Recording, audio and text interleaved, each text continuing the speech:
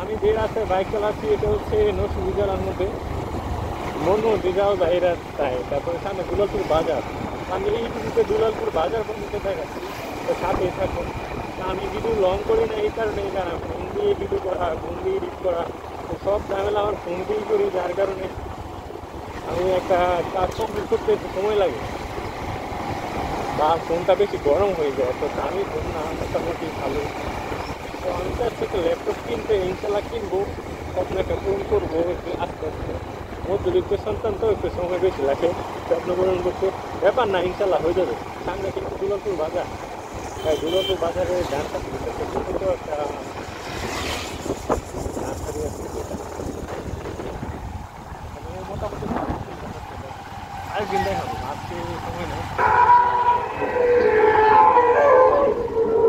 এই তো দুলালপুর বাজার চলে আসছে। এই রোডে আমাদের পাশে যাওয়া যায়, এটা হচ্ছে দুলালপুর মেন বাজারটা, দুলালপুর স্কুল।